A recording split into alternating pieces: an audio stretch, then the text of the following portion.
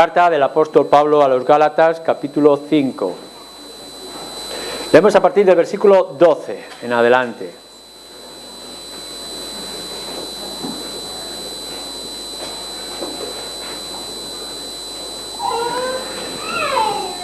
Ojalá se mutilasen los que os perturban.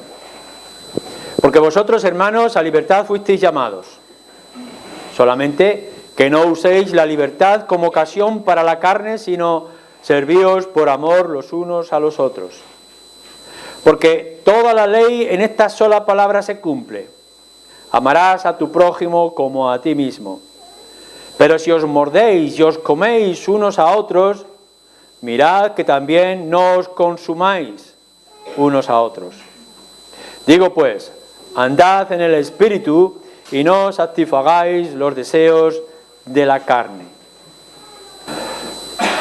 En esta mañana vamos a hablar de servir en amor. Hasta ahora, todo lo que hemos estado viendo, en su gran parte, ha tenido que ver con lo más grande, lo más extraordinario que puede ocurrir al ser humano. Lo que más grande os podéis encontrar a lo largo de vuestras vidas, lo esencial, lo fundamental para que todas las cosas cambien y sean transformadas, que es el perdón de pecados y es la salvación. Lo hemos enfatizado una y otra vez, o Pablo lo ha ido mostrando en su carta de diferentes maneras. Por tanto, ese fundamento que pueda ser dañado por otro, introducir o enseñar cualquier cosa que sea distinta, él habla de una manera muy clara: sea anatema, expulsarlo. Ojalá se mutilasen los que os perturban en este fundamento y en esta verdad. Así que no podemos avanzar, no podríamos pasar a la siguiente parte que ya empieza a introducirse en estos versículos que hemos leído, si antes vosotros aquí no tenéis claro este fundamento. Lo importante es que recordéis, y lo vamos a repetir constantemente, de una forma u otra, en un texto u otro, es esencial en la vida, porque es el comienzo, es salir de la muerte a la vida, es la nueva criatura, es la redención, que somos salvos por gracia, por medio de la fe y no de obras, que toda nuestra salvación descansa en la persona y en la obra del Señor Jesucristo, que la ley no salva, los ritos no salvan, que solamente salva a aquellos que han puesto su fe y confianza en el Señor Jesús. Que no perturbe nadie, que no cambie nadie, que no intenten añadir nada a este fundamento. Ahora bien, ¿qué pasa entonces? ¿Ahora qué? ¿Qué tenemos por delante? Lo que nos muestra en este cambio, giro que va a hacer la carta de Pablo, es que ahora viene lo que es la vida cristiana y nos va a tratar, dependiendo de lo que estaba experimentando la iglesia en Galacia, ¿no? Los Gálatas, nos va a mostrar asuntos importantes que tienen que ver con nosotros. Tenemos unas palabras claves en este pocos versículos que hemos leído: libertad, servicio, amor. Y creo que son elementos muy importantes que tenemos que tener en cuenta a aquellos de entre vosotros que ahora tenéis la salvación por gracia por medio de la fe. Primero, versículo 8, que nos dice, leemos: esta persuasión no procede de aquel que os llama. Y entonces leemos ahora que hemos sido llamados, versículo 13, fuisteis llamados, ¿pero para qué? Para libertad, llamados a libertad. Estad pues, versículo 1, firmes en la libertad con que Cristo nos hizo libres, y no estéis otra vez sujetos al yugo de esclavitud. Libres, hemos sido llamados a libertad. Hemos sido rescatados de nuestros pecados, de nuestra culpa y de nuestra condenación, y hemos sido traídos ¿a dónde? A libertad. Libres ahora de la ley, libres de los rituales de los hombres, libres de la imposición que nos quieran hacer, libres de nuestras propias conciencias que nos dicen que tenemos que trabajar para ganar nuestra salvación. Libres. Ahora bien, libres en Cristo, como nos dice también el Evangelio de Juan, o el Señor Jesús con respecto a sí mismo. El Señor nos hace libres, la verdad nos hace libres. Y hemos sido libertados a una nueva vida. Tomaros la libertad de buscar alguna de esas películas que hablan de la esclavitud. Creo que ahora ha empezado una serie nueva otra vez, de Kunta Kinte. Buscar lo que significa ser esclavo y que un día te digan que eres libre. Recordar lo que implica que durante toda vuestra vida estáis llevando cadenas y que ahora las cadenas se rompen. Pensar de un país que ha estado bajo la sujeción de una dictadura como pasamos nosotros y que ahora nos digan libres, que podamos decidir y que tomamos opciones por nosotros mismos. Esto es lo que significa libertad. Vosotros, lo que antes veíais que vuestras culpas os condenaban, sujetos al pecado, y que de pronto queríais salir, pero estabais sujetos a la ley, y que no podíais cumplir lo que vosotros deseabais, siempre esclavitud, siempre cadenas, y que ahora Cristo ha roto las cadenas. Y ahora sois libres, y habéis comenzado una nueva vida en Cristo Jesús. No sabéis lo que esto significa hasta que no veáis vosotros, aquellos que no sois creyentes, que todavía arrastráis cadenas en vuestra conciencia y en vuestras mentes. Pero el día que se rompan, el día que se quite el peso, que ya no tengáis esa culpa sobre vuestras espaldas y os sentáis libres, sabréis lo que es realmente ser libres en Cristo Jesús. Pero ¿cómo es ahora esta nueva vida? Hemos sido llamados a que vivamos la libertad. ¿No os parece ridículo que hayáis perdido esas cadenas que antes os ataban y que queráis o no veáis que tengáis ahora un espacio mucho más grande y una amplitud de miras mucho más extraordinaria? No os vais a limitar ahora a donde estabais vosotros ante el sujeto, sino que tenéis todo un mundo, todo un campo abierto e inmenso para disfrutar. Esta es la libertad cristiana. Esto es lo que nosotros hemos descubierto. Hemos sido llamados a libertad. Pero, segundo punto, nunca terminaríamos de enfatizar este llamado a la libertad, pero también a esta libertad en responsabilidad. Porque vosotros, hermanos, a libertad fuisteis llamados. Gloria sea al Señor.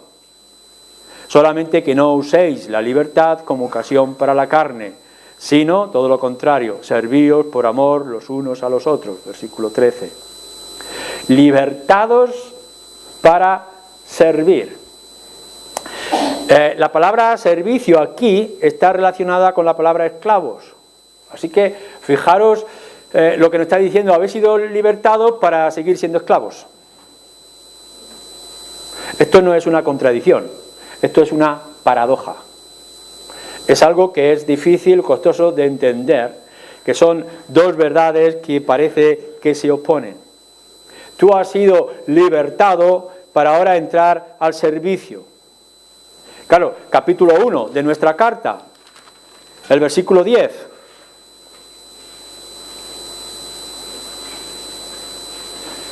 Pues busco ahora el favor de los hombres o el de Dios, o trato de agradar a los hombres. Pues si todavía agradara a los hombres, no sería siervo de Cristo. Vosotros, los creyentes, los que habéis sido redimidos, habéis sido salvos a libertad para servir a Cristo. Esto es lo primero que vosotros tenemos que entender, que nuestra libertad es ahora el compromiso y la relación con nuestro Salvador. Somos salvos por Él porque hemos sido comprados por Él, por tanto Él nos ha adquirido, por tanto ahora nosotros le pertenecemos. ¿Estás con tus cadenas atado al yugo del trabajo en el campo de algodón? Y de pronto viene tu libertador con el dinero necesario para darte a ti la libertad. Y por tanto a ese amo que te tiene, te libera, te rompe las cadenas, ha pagado un rescate y tú ahora eres libre, libre de la ley, libre de los esfuerzos, libre de los rituales, libre de los sacrificios personales. Ha sido libertado, pero ha sido adquirido por otro que te da la libertad genuina y verdadera para siempre, que es el Señor Jesucristo. En Cristo hemos sido libertados. Pero ahora nos dice que hemos entrado para servir. Hay una escena importante que un día, no muy tarde, llegaremos el domingo por la tarde, que es a nuestro Señor Jesús en la última cena, donde después de haber estado comiendo, en cierto momento el Señor se despoja de la ropa y coge una toalla y se pone a los pies de los discípulos a lavarle los pies. Y le está diciendo: el que quiera ser más grande tiene que empezar por los más bajos, sirviéndose los unos a los otros. Nuestro Señor Jesús, que es nuestro Señor, nos ha dado el ejemplo que nosotros debemos de seguir. La vida cristiana no es libertinaje, la vida cristiana no es darle la espalda a todo, la vida cristiana es volcarnos en nuestro Señor y seguir su ejemplo, y su ejemplo es servir a los discípulos. No puedes plantearte la vida cristiana de otra manera. Ha sido comprado para honrar a Dios. Ahora vives para Él, no te preocupes. Vivir para Cristo es lo mejor y lo más fácil, porque su yugo es fácil y ligera es su carga. No tendrás mejor Señor. Como decía David, mejor es caer en las manos de Dios, aunque sea en su justicia, que en la mano de los hombres. Porque si buscáis un Señor a quien servir, y siempre estaréis sirviendo a alguien, ¿qué mejor que servir a nuestro Salvador, aquel que dio su vida por nosotros y nos ha dado el ejemplo tan sublime? Por tanto, no confundáis la libertad a la que hemos sido llamados a este libertinaje que algunos han confundido. No es para hacer lo que yo quiero, puedes estar pensando, sino para poder hacer lo que debo. Esto es cambio extraordinario. Algunos piensan, puesto que yo ya he sido redimido y he sido salvo por la sangre del Señor Jesucristo, puedo hacer lo que mi real gana me impulse. No es cierto, esto no es libertad. La libertad es que tú ahora puedes hacer por gusto, por placer o por honra al Señor lo que debes. Has sido capacitado ahora para decir no al pecado, para decir sí a la justicia y a la gracia. No puedes estar diciendo a lo largo de tu vida: no pasa nada, una vez salvo puedo hacer lo que quiera. Porque esto no es haber entendido en absoluto que aquel que nos ha liberado nos ha tomado para llevarnos. Otra paradoja. Se nos habla algunas veces en contextos evangélicos del cristiano carnal. Pero algunos dicen, bueno, es un cristiano carnal, pero es creyente, es cristiano al fin y al cabo. Esto no es así. Es verdad que algunos creyentes parecen vivir de manera carnal.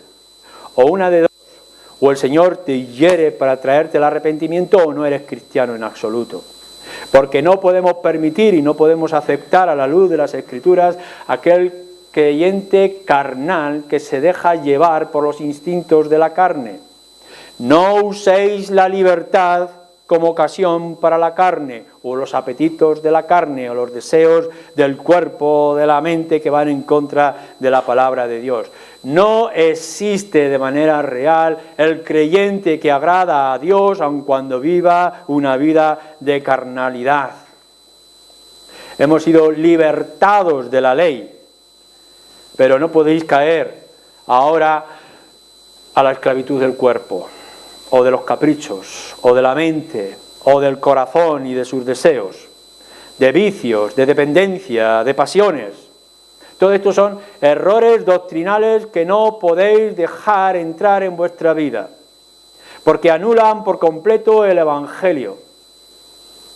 Tenéis que estar luchando constantemente por aquellos que os quieren volver a esclavizar, y dañar la libertad que ahora tenéis en Cristo. No podéis servir a dos señores, no podéis tener dos pies, uno en el mundo y otro en las cosas del Señor, porque vais a caer, porque vais a destruir. No podéis caminar en dos direcciones contrarias. Tienes que analizar en tu vida. Si no eres creyente, arrepiéntete y ponte al servicio de Cristo, que es el mejor Señor. Y si eres creyente, no te preguntes por otro camino, porque no hay otro camino, que es el del Señor Jesucristo.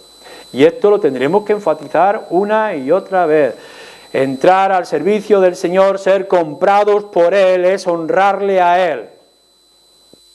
La libertad cristiana a la que hemos sido llamados no es una excusa para el pecado, para la carne. En el versículo 19, más adelante, nos dice toda una serie de debilidades, manifestaciones de la carne que tenemos o que podemos caer unos y otros. Sino que ahora la libertad implica que es un freno a tus pasiones. Analiza tu propia vida y seguramente vas a encontrar muchos ejemplos. ¿No es verdad que antes llegaban tus amigos inadecuados y te decían, síguenos, que vamos a hacer estas cosas, y tú no podías resistir el dejarte llevar y la influencia de esas malas amistades? Pero que ahora, como eres cristiano, tienes la capacidad de decir no a estos sitios, no a estos asuntos, no a estos negocios. ¿No es verdad que antes podías enchufar tu televisor o ahora enchufar tu internet y de pronto entrar en un campo que te dejaba llevar incluso a lugares donde no era inadecuado y que eran veneno para tu alma? Pero ahora, como eres creyente, puedes decir no y eres capaz, fíjate bien, de desenchufar y decir no a esos programas o a esas líneas que te son inadecuadas para ti. Puedes decir no, esta es la libertad, este es el poder, que te pueden obligar antes a hacer las cosas y ahora puedes decir no a esos que antes eran tus amos. Esta es la libertad cristiana. La libertad cristiana no es cambiar por un mal amo para encontrarte con otro mal amo. La libertad cristiana a la que hemos sido llamados tú y yo, y que ahora se nos llama creyentes en vida cristiana, es que puedes decir no quiero estas cosas, no me interesan estas cosas, no me convienen estas cosas, y luchar constantemente contra ellas. Pablo lo habla mucho en su carta a los Corintios, en su primera carta. Quiero que volváis conmigo a Primera de Corintios y leemos en el capítulo 6, versículo 12.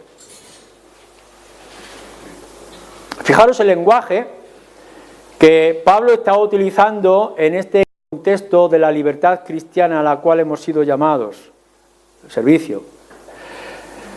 6:12, todas las cosas me son lícitas, gloria sea al Señor, mas no todas convienen. Todas las cosas me son lícitas, mas yo no me dejaré dominar por ninguna. Este es el poder del cristiano, no me voy a dejar dominar, puedo decir no. Capítulo 8, versículo 9. Pero mirad que esta libertad vuestra no venga a ser tropezadero para los débiles. Voy a tenerlos en cuenta, quién está a mi alrededor. Puedo tomarme ciertas libertades en mi vida personal, pero no voy a dejar que otros tropiecen en esta libertad que quizás no alcanzan a entender en toda su medida. Versículo 13. Por lo cual, si la comida le es a mi hermano ocasión de caer, no comeré carne jamás, para no poner tropiezo a mi hermano. Libertad cristiana. Antes era un alcohólico de las cosas de este mundo, ya he terminado, ahora soy libre, puedo beber cualquier cosa, pero a veces no beberé por causa de mi hermano. Puedo decir no a las cosas de este mundo. Capítulo 9, versículo 13. No, versículo 12.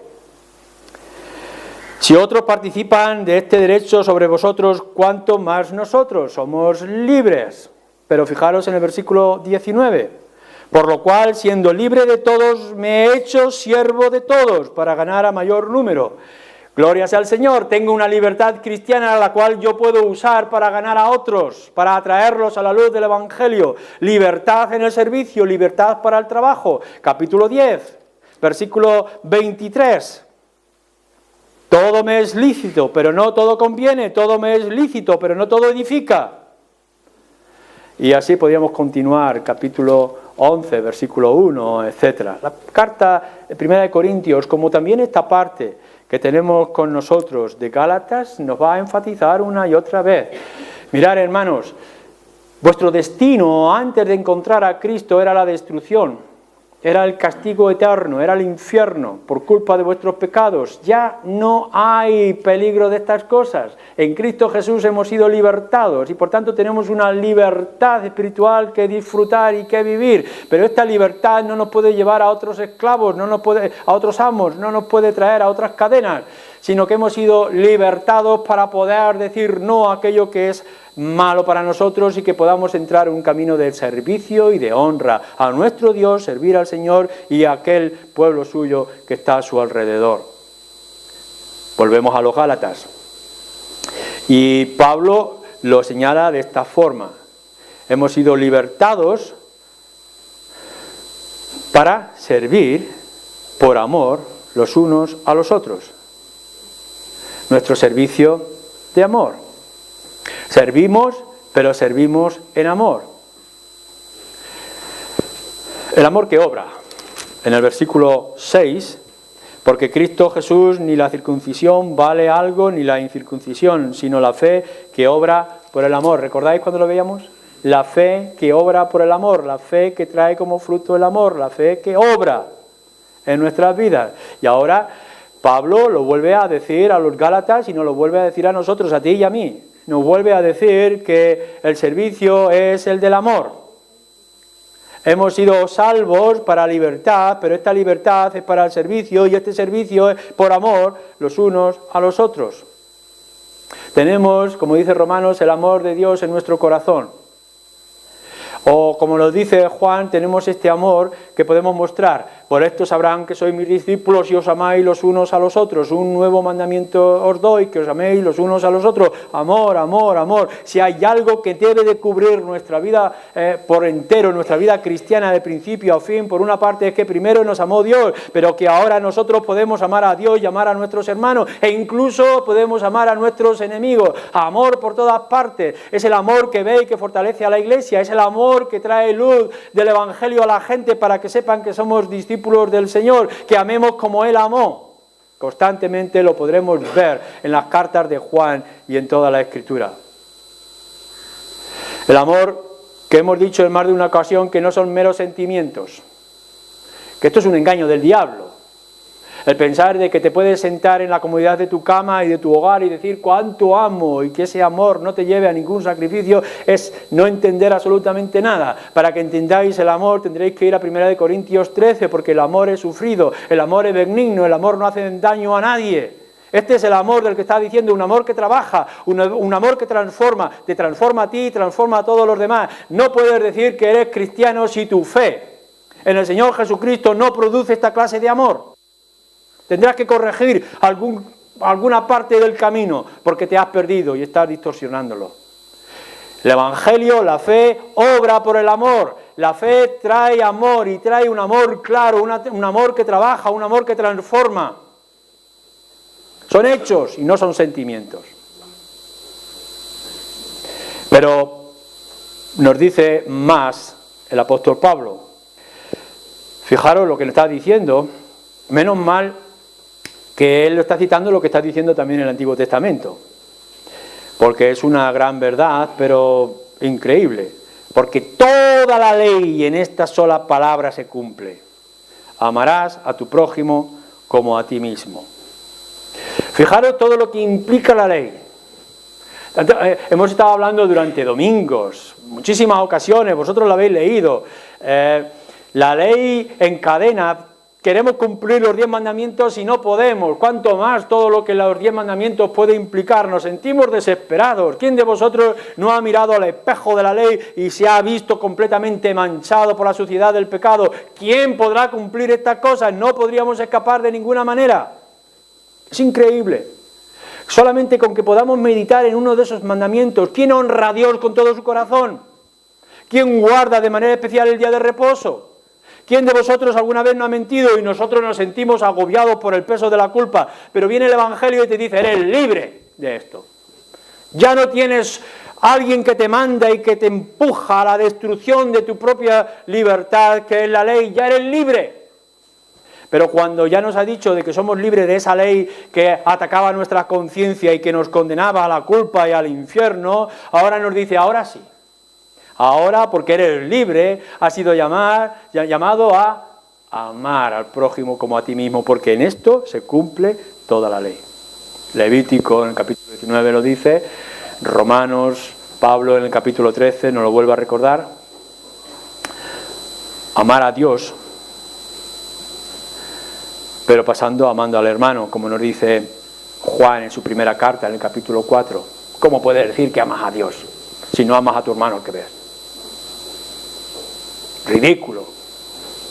¿Cuánta gente cristiana mística nos habla de que ama mucho a Dios y no habla ni siquiera con su hermano?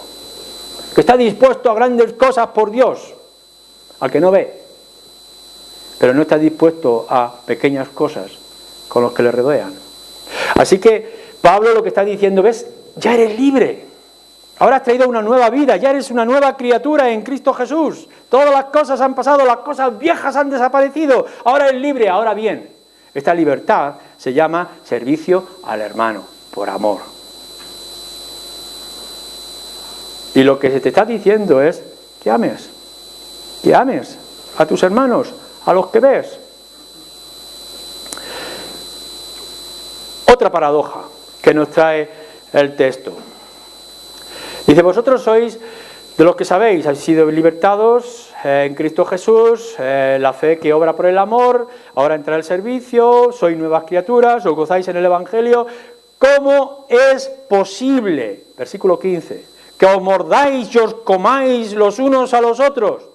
Mirad que también no os consumáis unos a otros. Esto es una paradoja. Es una de las cosas que yo no entiendo del mundo cristiano evangélico en el que estamos viviendo.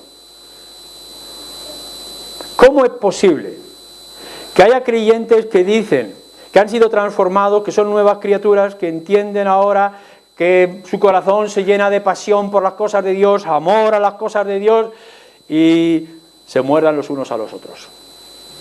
¿Cómo es posible que haya este tipo de rencillas y de tensiones? ¿Cómo es posible que estés sentado en tu silla y haya creyentes como tú a los que no hablas, a los que no saludas? ¿Cómo es posible estas cosas? ¿Cómo es posible que tú, que has tomado la libertad, muerdas a tus hermanos, como dice aquí? Hasta el punto de que estás dispuesto hasta comértelo. ¿Cómo es posible? ¿No os dais cuenta que esto nos consume? Fijaros bien lo que nos está hablando, y lo trata en otros lugares de las Escrituras, desde el Evangelio. El mayor problema que nosotros tenemos como evangélicos y como cristianos no es el mundo que nos opone, no es ni siquiera el maligno que está alrededor nuestro, porque el Señor ya ha puesto defensas a las puertas de la iglesia contra que el maligno no puede entrar. El gran problema que tenemos nosotros los evangélicos es que nos consumimos entre nosotros. Es que rompemos la unidad, es que nos destruimos a nosotros mismos, creamos dentro de nosotros esta gangrena que nos permite comernos y devorarnos. Y empezamos cuando levantamos un chismorreo, cuando levantamos nuestros ojos de orgullo al hermano, cuando le ignoramos, etcétera, etcétera. Comerse y morderse para consumirse. Por supuesto que tendremos que ir al Evangelio y recordarnos que esto no destruye la salvación. Gloria sea al Señor, la salvación está en sus manos y no en las nuestras. Pero sí que consume y destruye la comunión y el gozo. Si no estáis alertas, si no trabajáis, ciertamente siempre podéis decir, Cristo murió por mis pecados, en el cual yo pongo la confianza, pero así como por fuego. Y a lo largo de tu vida no podrás decir que hay gozo de salvación, ni que la contagias, y que por tanto no hay comunión como debiera de haber.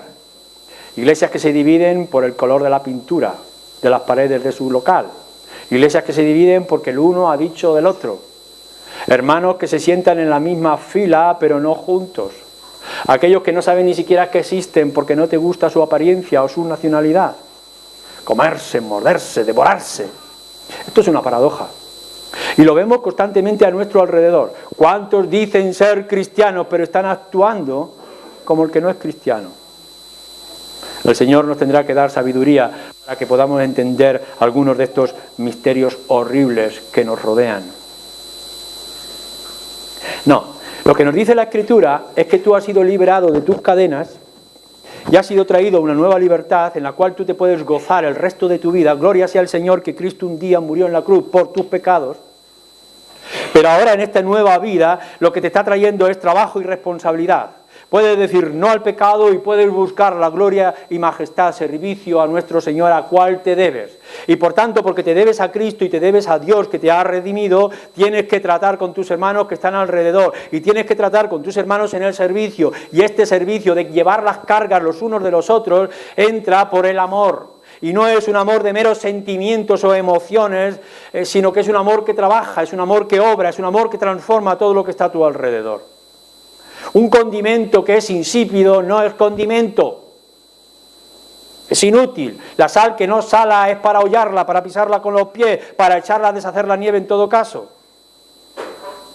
El amor del que estábamos hablando, que viene de una fe genuina, una confianza plena y total en el Señor Jesucristo, es una vida transformada y es una vida de trabajo. ¿Qué es lo que nos está diciendo en su totalidad? ¿Y qué es lo que nos va a decir el resto de la carta? Bueno, esto es algo muy importante. La vida cristiana es principalmente vida en comunidad, vida en conjunto. Mirad, ninguno de vosotros, si es que eres creyente, ha sido salvo para que vivas tu fe individualmente, en tu hogar o en el rincón de tu casa. Si algo nos muestra la Escritura y nos muestra muchas cosas, es que el cristianismo y la redención, la vida cristiana es totalmente en contra del egocentrismo, o del individualismo, o de la separación, o del sectarismo. La vida cristiana ahora es vida en comunidad, es vida en compartir. Eres un tizón unido a otro tizón, y esos tizones a otros tizones, y todos esos tizones es lo que levantan un fuego inmenso, que puede transformar todo lo que hay alrededor. Pero un tizón solo se apaga y se consume, no sirve para nada. Tienes que trabajar y tienes que mentalizarte que tú has sido transformado para vivir en conjunto. Por tanto, es por esto que la vida cristiana es servicio al otro, servicio al prójimo, al que está más cerca de ti, el que está a tu lado. Está bien que tú me vengas y diciendo que en tu casa tú haces grandes ofrendas para una gran misión que está al otro lado del mundo, que has visto unas noticias terribles de creyentes que han sido perseguidos y destruidos o matados en otro lugar del mundo, y que por tanto tú generosamente haces o dices o piensas u oras. Pero la vida cristiana no es simplemente que envíes algo que te sobra al otro rincón del mundo. La vida cristiana no es simplemente que te dediques a la oración en el rincón de tu casa. La vida cristiana es coger a tu hermano y llevar sus cargas, y es compartir, y es trabajar juntos, y es buscar que el edificio sobresalga los unos con los otros. Es depender del otro. Si tú crees que tu vida cristiana simplemente es tu vida, te estás equivocando. La vida cristiana es trabajar en conjunto. Por eso Pablo a lo largo de toda la carta está hablando de cosas que tienen que ver con todos los creyentes. Por eso es que cuando ves tú las cartas del apóstol Pablo, la gran mayoría son escritas a la iglesia, y que los grandes problemas que se tratan son problemas entre hermanos que se tienen que solucionar. Estás dependiendo del otro, no puedes vivir al margen.